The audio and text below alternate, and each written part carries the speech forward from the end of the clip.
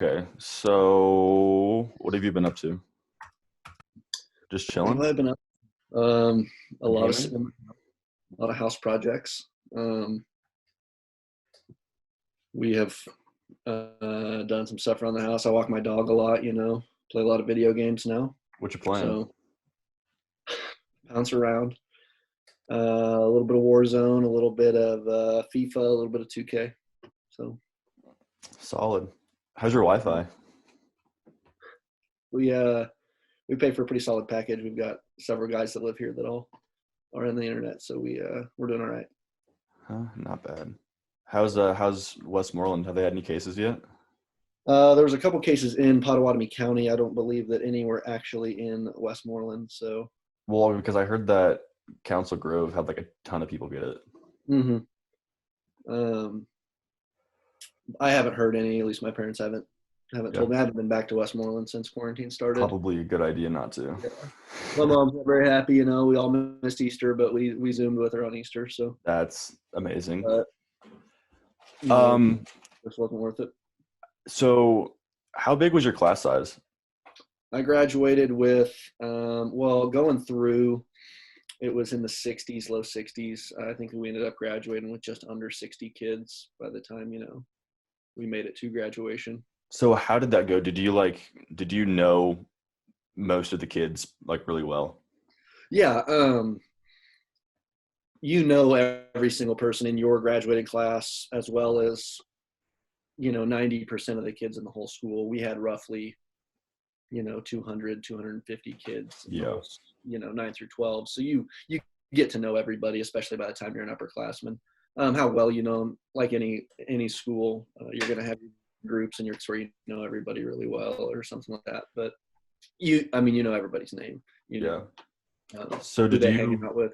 did you like identify with like a clique or whatever? Like, do you like have your group? Like, were you like a considered like a jock, or I mean, like how? So I think that's a great question, and that's one of the big differences, I guess, between a big school and a smaller school is there's more in between or go between with a smaller school. Like I obviously played sports, so you could have called me a jock. I was on the basketball team, on the baseball team, that sort of thing.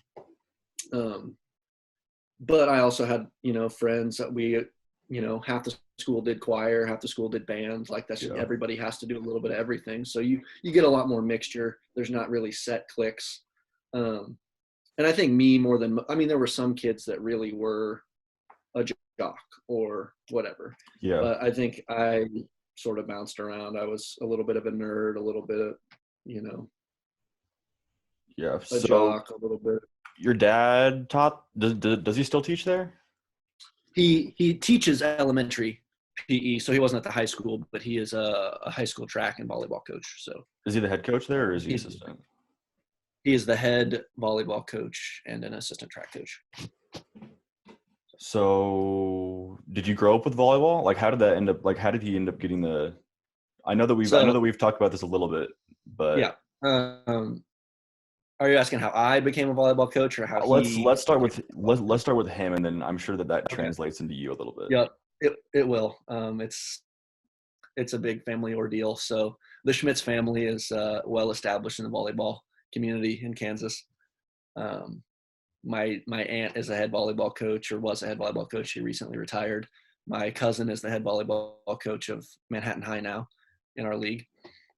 And then my dad, he became a volleyball coach. His first teaching job, well, not his first teaching job, but his first volleyball coaching job occurred at DeSoto. Um, we Okay. lived in Lawrence. I was born in Lawrence, and so that was early '90s. Rock chalk. Uh, he started out as a middle school coach. Basically, he took a teaching job there, and they said, "Do you have any experience coaching?"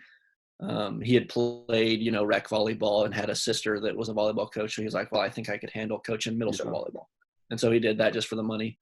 And then within 3 years was the assistant varsity coach, just because of turnover, stuff like that. Not like he was like this phenomenal middle school coach, just, that's turnover happens and people Yeah. leave and he was there. So he was the assistant varsity coach, spent a couple years doing that, became the varsity coach there. Um, I'm not sure how many years he coached there. But then we moved to Rock Creek when I was about 5 and he's been the head coach there since '98. So 22 years there. Does he have any state championships? No. Anything close? We took second in state. This would have been my freshman year of high school. Greatest heartbreak of my life. I remember bawling my eyes out as a high school student in the parking lot outside. It was actually the Tony's Pizza Event Center down there where we were at. We took second place. It was heartbreaking. But yeah, so I grew up with a different fall than a lot of kids, I think, grow up. Because normally it's Friday Night Lights, football. Yeah, especially where I was at. Rock Creek is 20 minutes north of Manhattan, so it's K-State football. So it's K-State, yeah. So you get Friday night high school football, Saturday is K-State football. But for me, Saturday was not football. Saturday was I was in the volleyball gym every Saturday. Every single one of them, every tournament they had, I went to every one of them from the time I was born. My mom took all of us there. And so I grew up with, spending from 9 in the morning to sometimes 5, 6 at night on Saturdays in the volleyball gym. So obviously you have somewhat of a love for volleyball, whether it be a lot or a little bit, but were you expecting to get some kind of volleyball coaching position when you went to Washburn?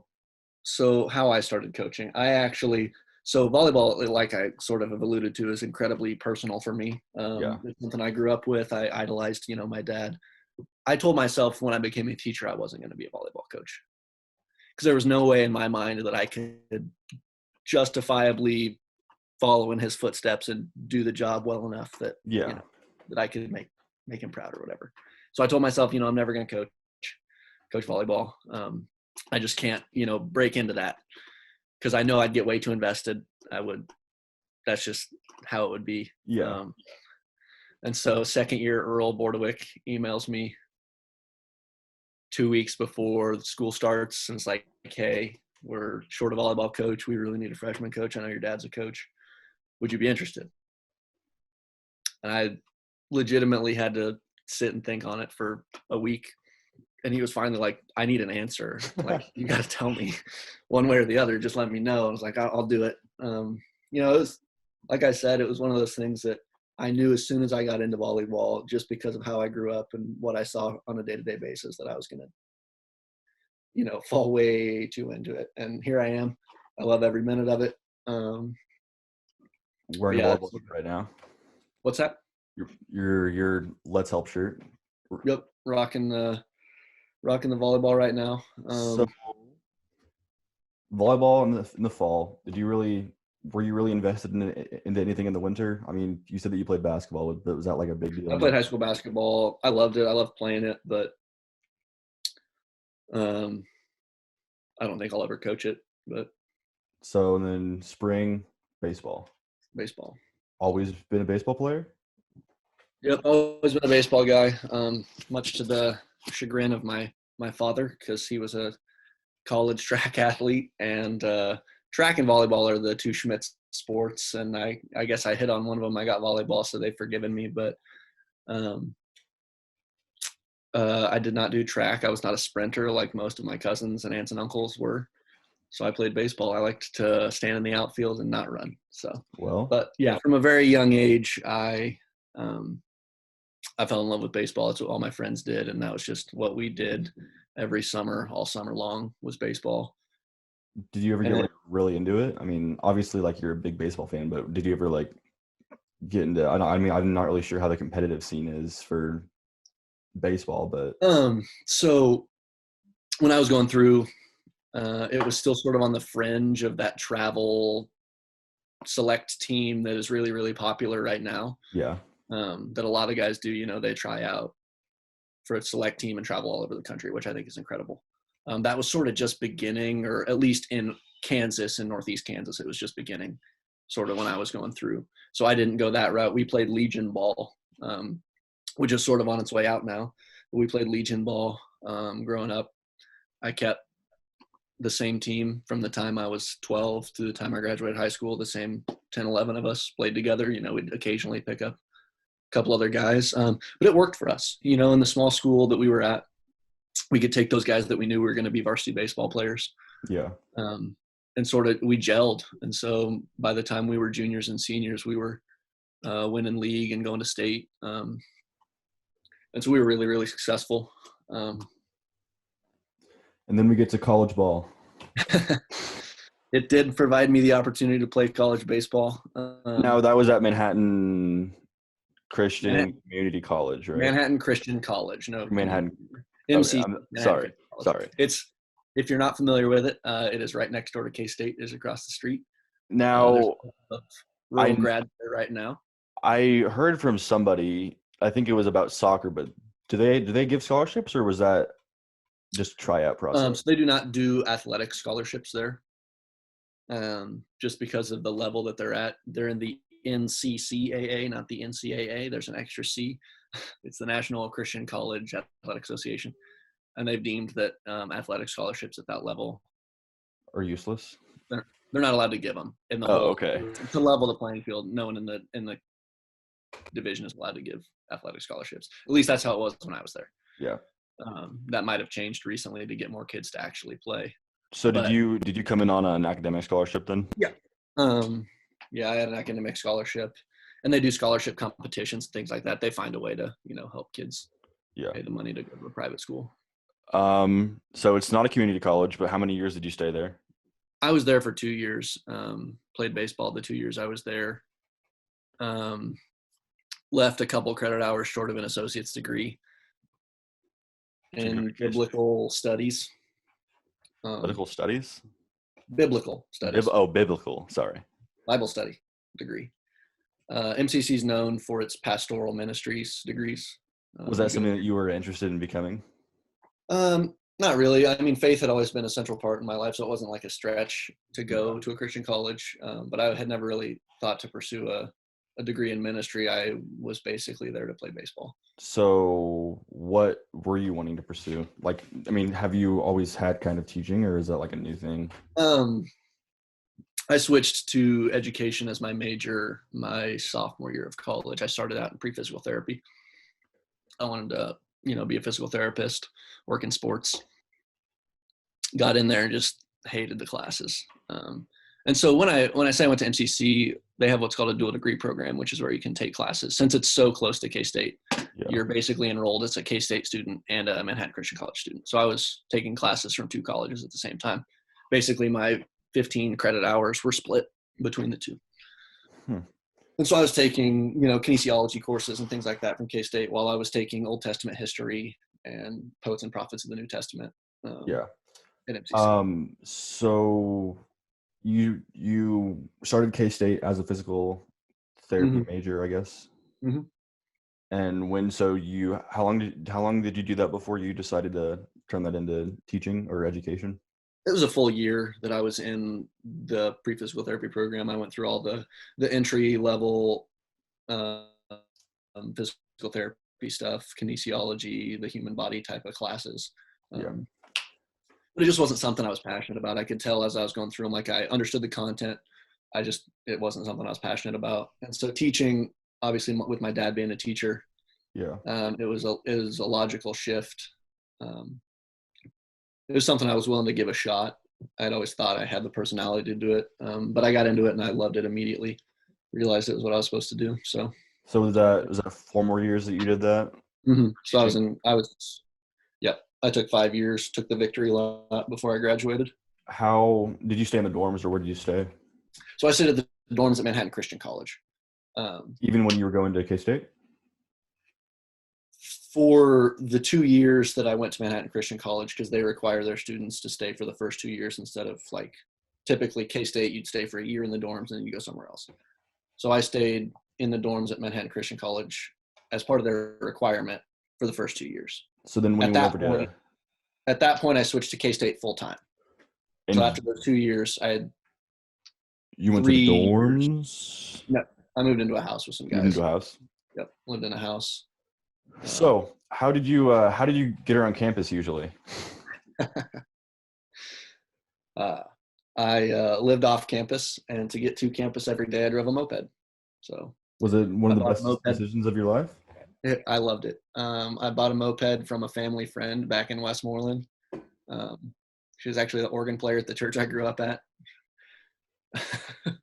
So a family friend dumped this. It was like an 86 Honda, light blue, had a basket on the front, little horn. So really attractive. Oh yeah. I was very cool. My mom bought me a helmet and mandated that I wear it. Did you? But I hope she doesn't listen to this podcast because no, I didn't wear it. Ooh. Well, Um, I mean, I guess the helmet is just what makes it uncool. right, exactly. I was like, Mom, you got to understand. I'm trying to have an impression, build my Reputation. character, Yeah. and you're harshing my vibe, Mom. So was it always high school that you wanted to teach? Yeah. I guess when you went into that Mhm. teaching path. Yeah, I respect elementary and middle school teachers so much because what they do, I just could not do it. I have to be able to sit down and have a conversation with kids and know that they're getting something out of it. Yeah. Was it Um, always science that you wanted to? yeah, for sure, it was always science. Like I said, I always started in a pre-medical field. Science has sort of always been my interest, so teaching science was a pretty easy shift for me. So Actually, as part of my speaking on the elementary thing, as part of my degree requirement, we were required to take 2 weeks they call it practicum. Basically, I observed an elementary class for 2 weeks. Got to teach lessons. I was in a first grade class, so I had 6-year-olds. First day I'm there, a kid throws a chair at me. nice. Second day I'm there, a little kid walks up and asks if she can give me a hug, and I'm like, sure, I guess. And then she gives me a hug and tells me, this is because nobody likes you. So do you really see anything different at Washburn Rural? I mean, I feel like people treat you the exact same way. No. I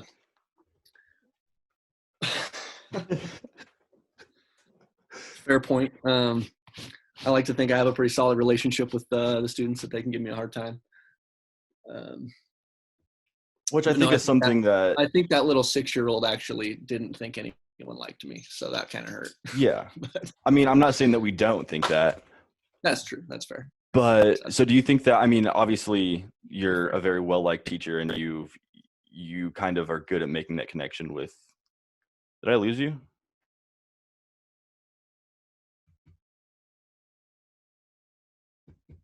Did I lose you? You're sort of cutting out there. Repeat that question for me. So obviously, I mean, a lot of people would say that for only been teaching at Washburn Rural, what, 3 years now? Yeah, this is year 3. You've kind of built a reputation that you can, make that connection with those students. What do you agree with that? I think absolutely. Yourself on? Sort of going into education, I knew that one of my strong suits was going to be building relationships. That's just been something I've always been able to do. I think part of the thing I've got going for me at Washburn Rural is that I'm younger than a lot of the other people I teach with. So just naturally, the students can connect with me more. Like, I play video games and I listen to music that's similar to their music. And, I know what TikTok is. Not that I, make TikToks or anything, but like, I know what it is. I have social media accounts. So I understand a lot of what they're talking about and can engage in conversation with them about it. So I think that helps me out quite a bit.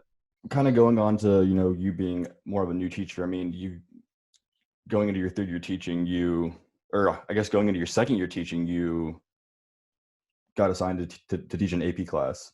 Yeah. Is that how is that process? I mean, were you wanting to teach that AP environmental science class? So environmental science has been the main passion of mine, or ecology. Sort of that field of science has been what I've been passionate about in science all along.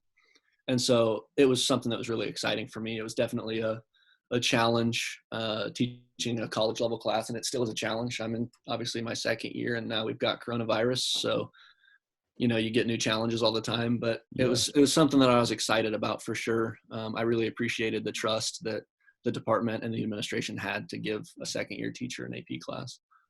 Yeah, I mean, because it was your 2nd year teaching as a whole it wasn't just at Washburn, so it was just teaching. Yeah, I started at Washburn Rural. So you student taught at Manhattan, right? Yeah, Manhattan High. How is that? So obviously, I mean, you started out at Rock Creek, going to school there, Mm-hmm. very small school. I mean, obviously college is a completely different ballgame, but going into Yep. Manhattan High, I mean, student teaching, was that a different vibe high school wise? For sure. Yeah. I sort of talked about what it's like in a little school, but to add on to that, I mean, the teachers know everything about you too. I mean, half of my friends were kids of the teachers there, so like Yeah. I go to my friend's house and I see my math teacher or my English teacher, things like that. And so it's a whole different mentality there. And so when I student taught, I'm easy placement for them because they have to work with the area schools to get student teachers there. So Yeah. Manhattan High was something that is easy to them. And you sort of put in a list and say, here's the places I'd like to go. And I wanted to challenge myself. And so I put Manhattan High because I wanted to see what a 6A school was all about. And then I got in there and I loved it. And I loved the size of school, and I loved, what the kids were able to do there and what I was able to do with the kids and sort of the opportunities that were there. And So so what were you student teaching? Bio? I student taught just biology. Yeah. Just biology. It was, and they set it up a little bit differently. I don't know if you're familiar with Manhattan High's setup, but they have what's called a freshman center, which is just ninth graders. So they've got their 400 or 500 or whatever it is, ninth graders in a separate building from the 10 through 12. Interesting. So how does the getting the job process work? So like, how did you end up at Washburn Rural? How did I end up at Washburn Rural? So partway through student teaching, you've obviously got a resume built. Hopefully you're good at student teaching, or you've at least built some positive relationships so that you can have references. Yeah. And I got really lucky with my cooperating teacher, Mr. George, who's actually the head basketball coach over at Manhattan High. He's was a really phenomenal guy. We just gelled immediately. So I learned a ton from him, was able to use him as a reference. And but I started throwing out my applications.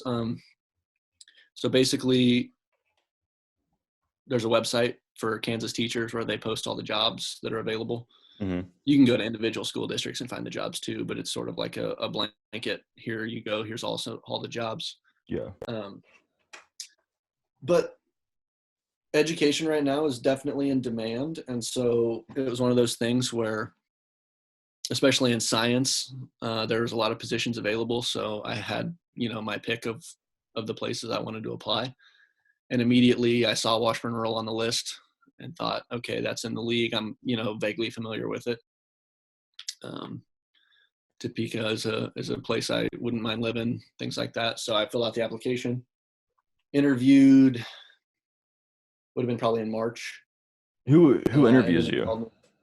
So it's a team of interviewers, administration, Teachers department too? head, typically, yeah. So the head of the science department interviewed me, a couple of principals, and then one of the science teachers who retired. I don't know that I took his spot, but I think he was the old department head who was leaving the year before I came in.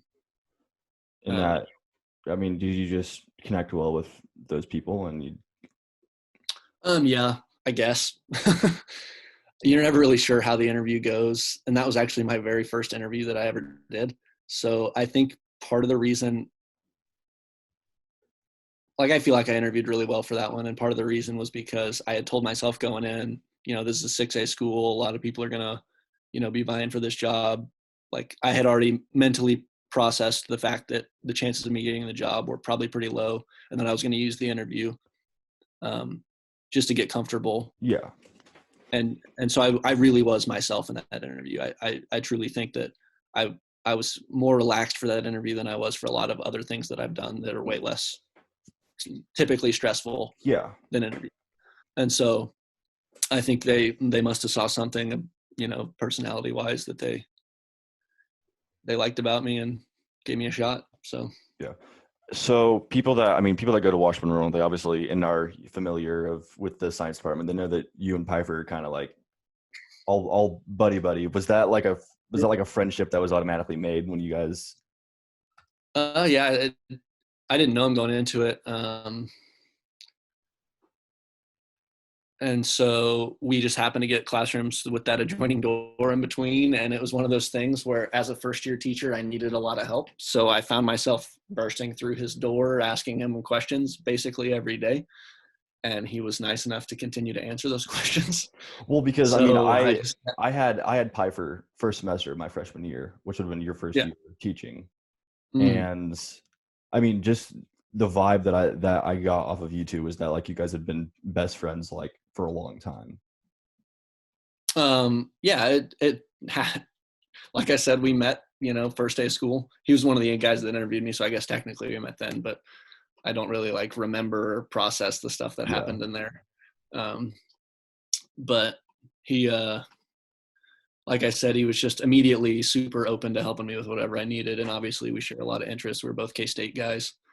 And so it just built on that and we ran with it. So now you're twinning on twin day and sharing sweaters on sweater day.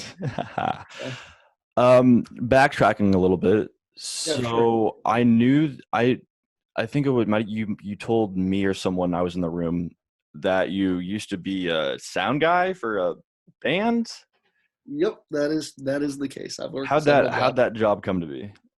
So, sound guy for a band. First of all, it's this small time red dirt country band, mostly covers. They've released 2 albums worth of their own music, but when they play shows, it's mostly covers of 90s country and stuff like that. And that was the type of music I listened to.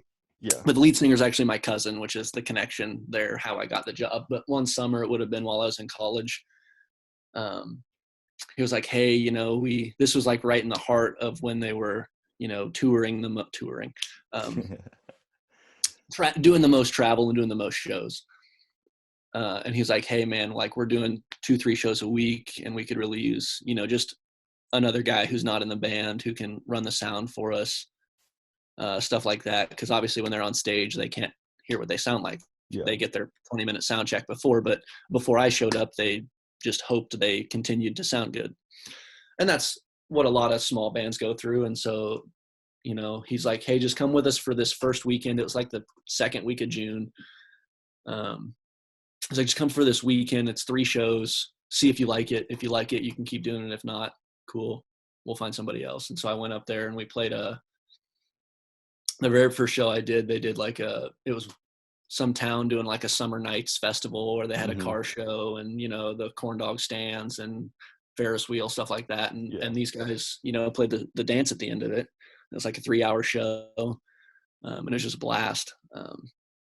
I didn't have any experience going into it. I had never run sound before. Basically, they set up their soundboard through the iPad, and I would hang out at the back of the crowd with the iPad and be able to adjust volume and mix and everything like that. And I basically just learned on the fly. You enjoyed it? If people told me that they sounded good, I would, redo what I did for the next show. If people, it was one of those things that make it till you make it. And then the next day, so we play that show and then we leave it. Like I said, it was a weekend. It was like a Thursday, Friday, Saturday.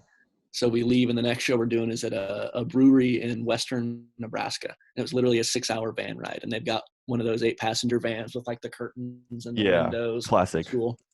And all 5 of us are in there, and it was the most fun trip I've ever had, because literally the bass player, he's like in his 60s, old guy, retired, just loves to play bass, just loves music, pulls out a guitar, and just in the back, we had the radio off. He just sang the entire way up there, just played music and sang for 6 hours in the back of a van.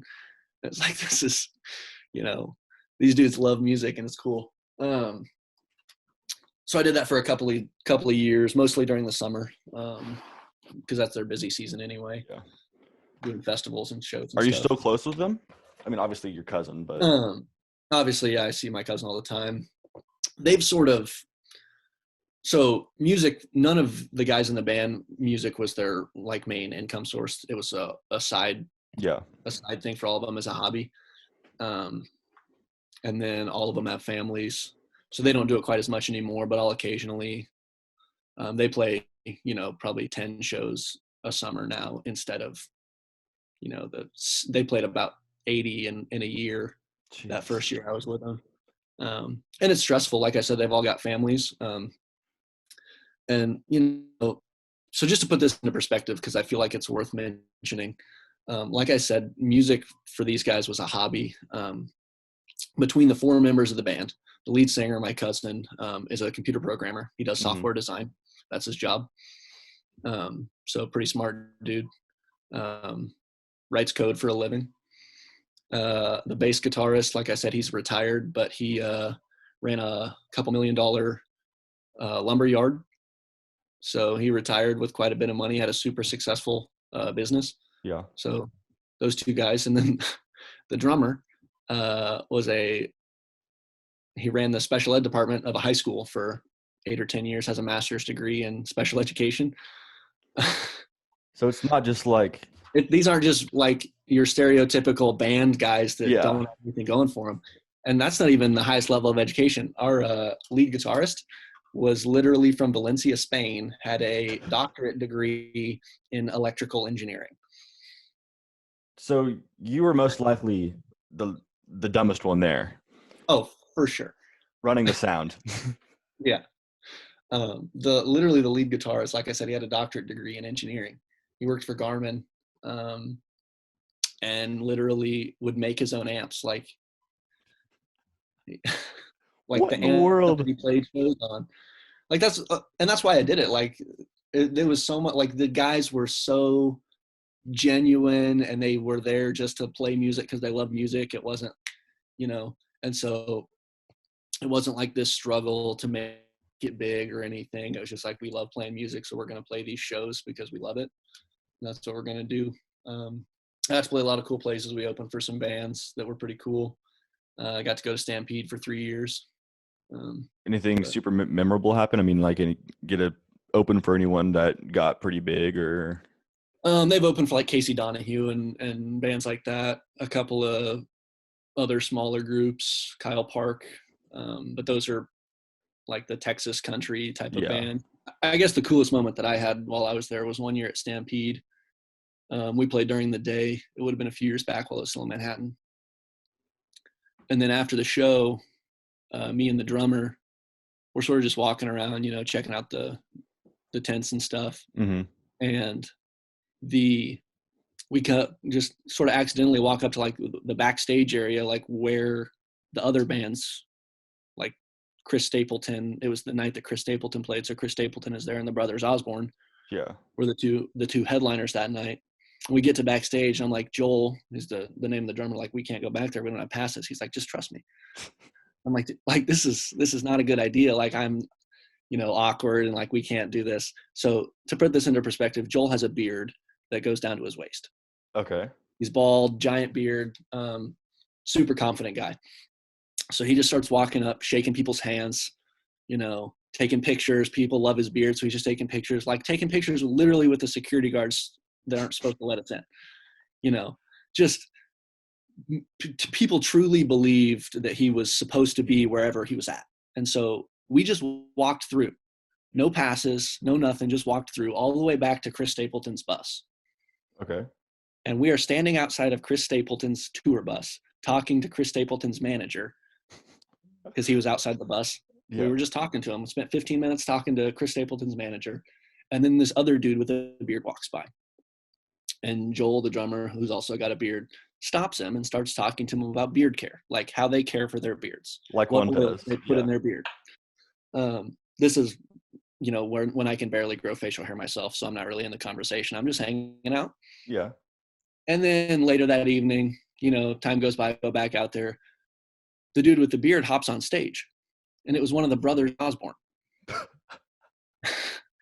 And Joel and I look at each other, and we had no idea at the time that we were talking to one of the 2 guys that was headlining the show.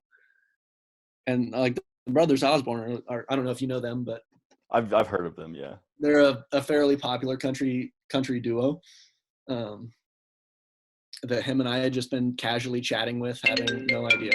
So that was a pretty cool moment. That sounds like it. I mean, one of those, like, it shouldn't have happened, but it did. So yeah, And you So, you didn't even really know who. I mean, which I'm sure that if you would have known who that was, it might not have been as cool of a moment, right, honestly. exactly. Had I known who we were talking to, I would have been like awkward and starstruck and all that sort of stuff, and probably Yeah, would have gone horribly.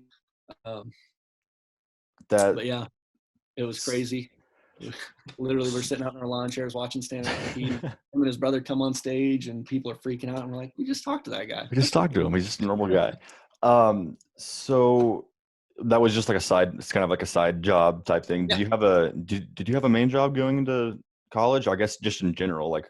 I didn't while I played college baseball, just because that took up, all of my time Yeah. for those 2 years. But after I quit playing college baseball, the last 3 years I was in college, I worked just at Dillon's. I didn't have like a full-time job or anything. I mean, I worked close to 40 hours a week as a college student, but Yeah. stocking shelves at Dillon's, man. What about at Westmoreland? When you were living there, did you have any So through high job? school, growing up, I mowed lawns and stuff like that. Yeah. And then when I could, I became a lifeguard, and I lifeguarded every summer from the time I was however old, 16 or whatever, through, I guess I went back and did it the summer after I graduated too. So I think 4 years of lifeguarding. So Enjoy it? yeah, it was a great time. The Westmoreland pool, as you can imagine by the size of Westmoreland, is not too big. So, our busy days, we had like 40 or 50 people at the pool. Which is So probably nice. It was very relaxing. I had a great tan, learned to do lots of flips off the diving board. It was very casual. Just a good time. So Sounds like a perfect high school job. So anyone that's looking for a high school job, that's the way to go. I'm sure. So going back to, I guess, Washburn Rule. Mm-hmm. Obviously, I mean, I'm not 100% sure on the class sizes of Manhattan, but I'm just going to take a wild guess and say that Washburn Rule is probably bigger than Manhattan. I guess just what was that like? Just becoming a teacher at one of the biggest schools, most likely in Kansas. It was intimidating to start with, for sure. Like I said, I sort of got a brief introduction to it at Manhattan High, but that was a semester. And you're pretty sheltered as a student teacher. You've got your cooperating teacher with you the whole time, stuff like that. And then sort of you get dumped into your classroom. Like I remember that first year at Washburn Rural, I didn't know what room I was going to be in until the first day that we reported. And we report like a week before students do. But so literally I had like 6 days to like figure out, okay, here's my classroom. What do I do now? Yeah. I found out, like, here's the courses you're teaching, because they don't have the schedule set when you get hired in the spring. They wait until the fall to set those schedules. So I found out, I had an idea of what I was going to be teaching, but specifically, here's what you're teaching, that sort of thing. And it was super overwhelming. Luckily, Washburn Rural Science Department is an incredible group of individuals. Wickman was my mentor teacher. You get assigned a mentor teacher as a new teacher. She was mine, and she was phenomenal. As those of you who have Mrs. Wickman know, she is incredibly organized, which is exactly what I needed. And so she helped me make sure I hit every deadline I needed or whatever it was. And then I had Piper next door to answer all my other questions. And so, that group sort of just, made sure I wasn't going to flop. Did you ever really go outside of the science? I mean, because where your room is, it's kind of just in a, like, you're just I'm in the corner completely. It's difficult to get outside of the science department. I've built some relationships outside of the science department over the last couple of years through coaching and some of those other activities. But as far as during the school day goes, basically the only time I'm outside of the science department is when I go get lunch. It's just too hard to get, outside to go talk to people. I mean, sometimes before school I will, but yeah. Do you see yourself teaching any? I mean, you have a full schedule, right? You're teaching. Yep. Do you teach normal bio? Right now, I'm honors biology, forensic science, and AP Enviro. I would love to get back into the regular bio, but it's sort of one of those things that it just depends on the numbers. Yeah. I've sort of had my schedule change a little bit each year. That first year I taught just general bio and honors bio. Obviously last year I picked up the environmental science, and this year forensic science. And so it shifts a little bit every year. So next year we'll see what I have. I assume it'll be something pretty similar to this year though. Yeah. I mean, I guess kind of going back to what we were talking about, your second year teaching, you got thrown an AP course, and then second or third year teaching, you get thrown a completely new course that no one's ever really even thought about. Is that, I mean, you're kind of like honestly almost paving the way of the science department in term, because I mean, there are a few teachers that teach forensic science, but in reality, you kind of just are like holding what could possibly be the future of the science department in your hands. A little bit, yeah. You make it sound a lot more grand than it probably is, but like I said, I appreciate the trust that they've got in me with some of these new classes. Really, obviously, we've got great numbers with forensic science.